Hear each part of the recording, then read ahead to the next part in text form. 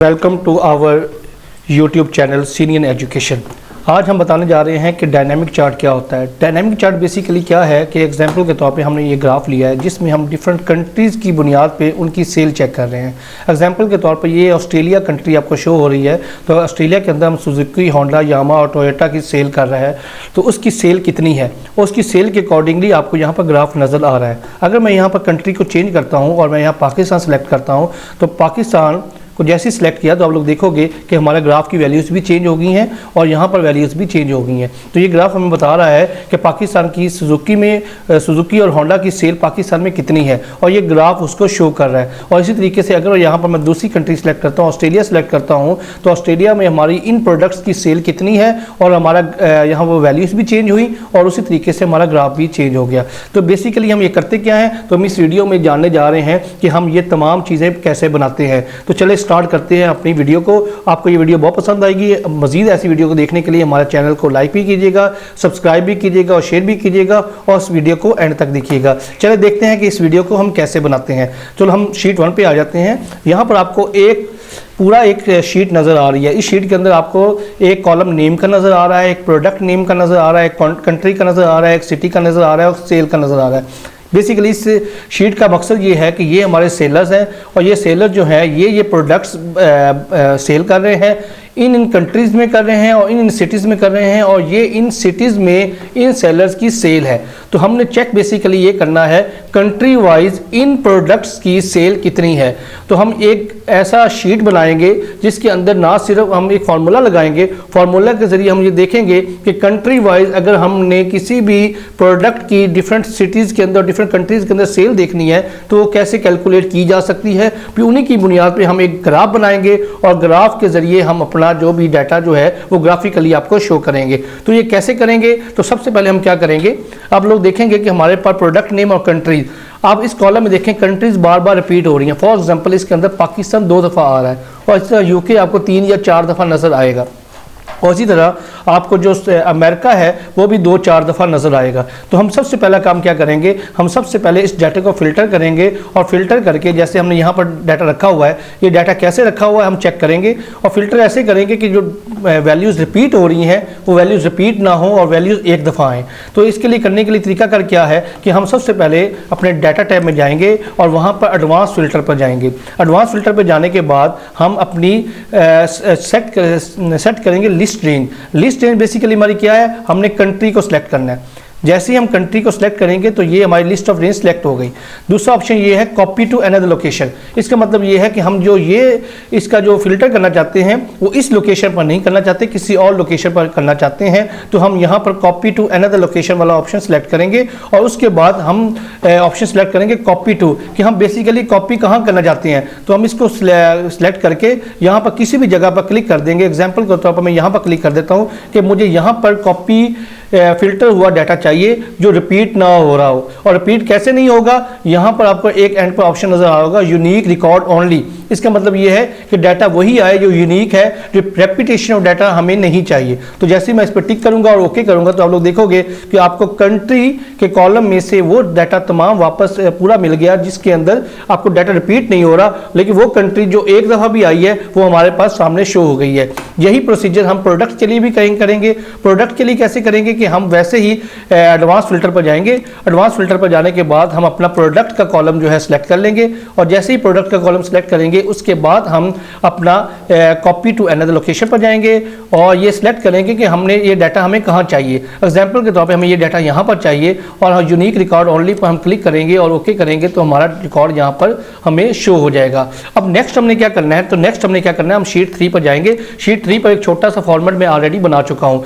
अब पहले काम मैं ये करूँगा कि मैंने यहाँ पर एक इस कंट्री के नीचे वाले सेल के अंदर एक कॉलम बनाऊंगा, एक लिस्ट बनाऊंगा। लिस्ट बनाने का मकसद ये होगा कि जो भी मैं कंट्री सिलेक्ट करूं उसका रिकॉर्ड मुझे इन सेल के अंदर शो हो जाए। तो लिस्ट बनाने के लिए मैं क्या करूंगा, सबसे पहले मैं डाटा की कॉलम में जाऊंगा, वहां पर डाटा वैलिडेशन का एक आपको आइकन नजर आएगा। डाटा वैलिडेशन के अंदर आप जाएंगे, उसके अंदर डाटा वैलिडेशन रूल में जाएंगे और वहां पर जाकर आप लोग लिस्ट को सिलेक्ट करेंगे। जैसे ही लिस्ट को सिलेक्ट करेंगे वो आपसे पूछेगा कि आपका सोर्स क्या है। जब आप सोर्स की बात करेंगे तो आप यहां पर क्लिक करेंगे। यहां पर क्लिक करने के बाद आप शीट 1 में जाएंगे जहां आपका सोर्स पड़ा हुआ है। तो सोर्स क्योंकि हमने कंट्री हमारा सोर्स है तो बेसिकली ये वाला जो ऑप्शन है हमारा ये हम सिलेक्ट कर लेंगे। सिलेक्ट करने के बाद हम एंटर प्रेस करेंगे। एंटर प्रेस करने के बाद आप लोग क्या करेंगे, ओके पर क्लिक कर देंगे। जैसे ही ओके पर क्लिक करेंगे तो आप लोग देखोगे कि इस सेल के साथ आपको छोटा सा तीर नजर आ रहा है। इस तीर को आप जैसे ही क्लिक करेंगे तो आपको तमाम कंट्री जो है लिस्ट में नजर आ रही हैं।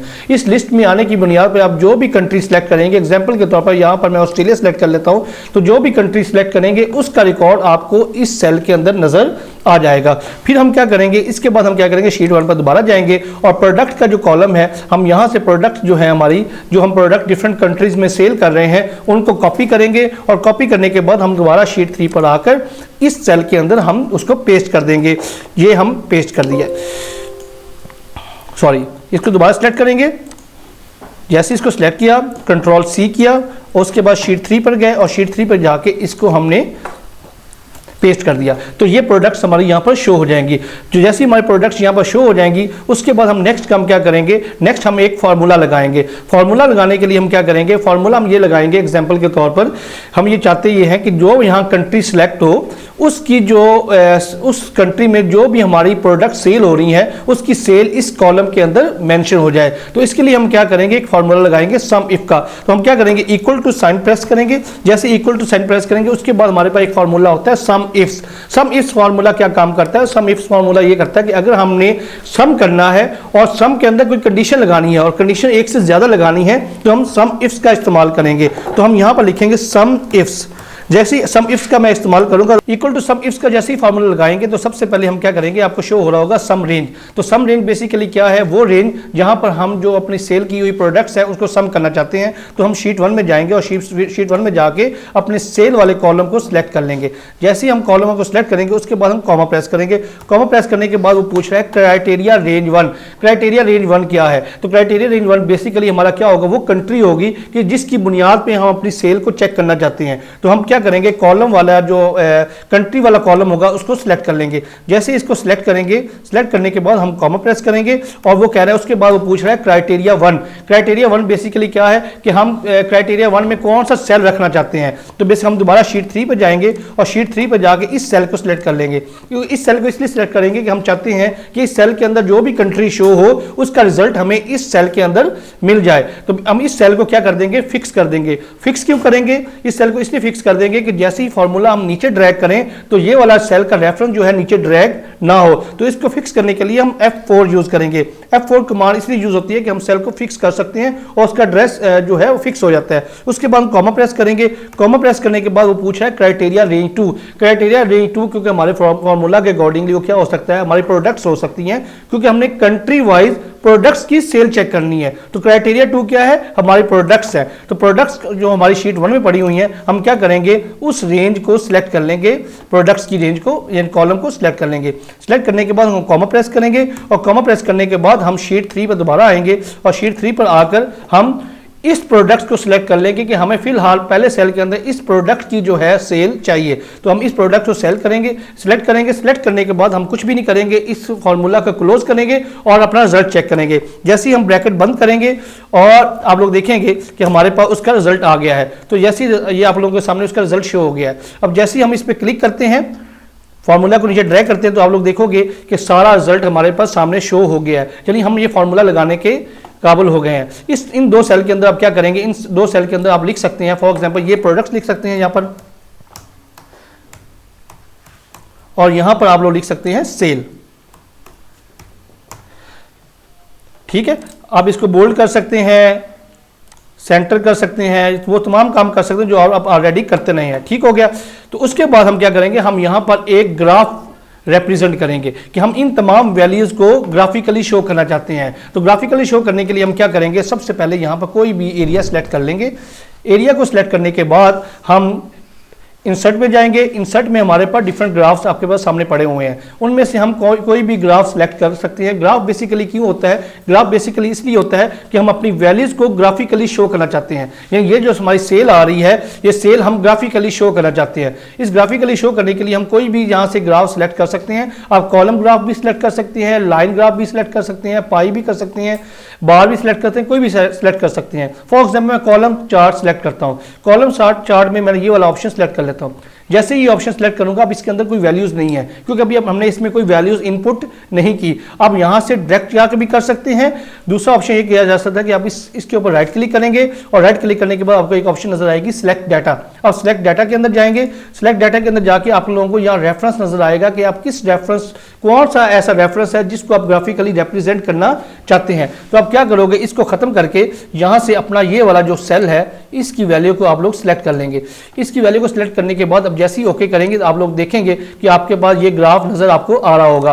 तो ये ग्राफ बेसिकली क्या है? ये ग्राफ बेसिकली आप इसको आगे पीछे मूव कर सकते हैं। ये ऑस्ट्रेलिया कंट्री के अंदर आपकी इन प्रोडक्ट की सेल को शो कर रहा है। अगर एग्जांपल के तौर पे मैं इस कंट्री को चेंज करता हूं और यूके पे जाता हूं तो आप लोग देखोगे कि यहां पर इसकी वैल्यूज भी चेंज हो गई हैं और उसके अकॉर्डिंगली हमारे ग्राफ की वैल्यूज भी चेंज हो गई हैं। इसी तरीके से अगर हम पाकिस्तान पे सिलेक्ट करते हैं तो पाकिस्तान में सिर्फ और सिर्फ सुजुकी और होंडा सेल हो रहा है, तो इसकी जो सेल है वो यहां पर शो हो गई है और ग्राफिकली भी शो हो गई है। इस तरीके से जैसे हमारी वैल्यूज चेंज हो रही हैं, ऑटोमेटिकली हमारी ग्राफ की वैल्यूज भी चेंज होती जा रही हैं। तो इस तरीके से जो वैल्यू चेंज हो रही होती हैं उसको हम डायनामिक चार्ट कहते हैं।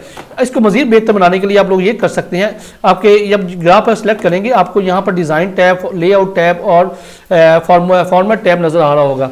डिज़ाइन टैब में जाके आप कोई भी इसका फॉर्मेट सेलेक्ट कर सकते हैं ग्राफ का जो आपको अच्छा लगता है। इसके अलावा आप यहाँ से भी कोई मजीद ग्राफ सेलेक्ट कर सकते हैं। इसको मज़ीद बेहतर बनाने के लिए देखिए डिफरेंट ग्राफ आपके सामने शो हो रहे होंगे, तो आप लोग कोई भी इसका ग्राफ सेलेक्ट या कलर उसका सिलेक्ट कर सकते हैं।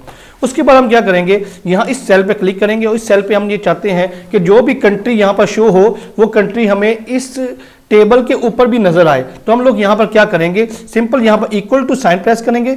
इक्वल टू साइन प्रेस करने के बाद डबल कोटेशन लगाएंगे। डबल कोटेशन इसलिए यूज होती है कि डबल कोटेशन के अंदर जो भी टेक्स्ट लिखा जाता है वो एज इट इज टाइप हो जाता है, एज इट इज नजर आता है। तो हम यहाँ लिखेंगे सेल ऑफ प्रोडक्ट्स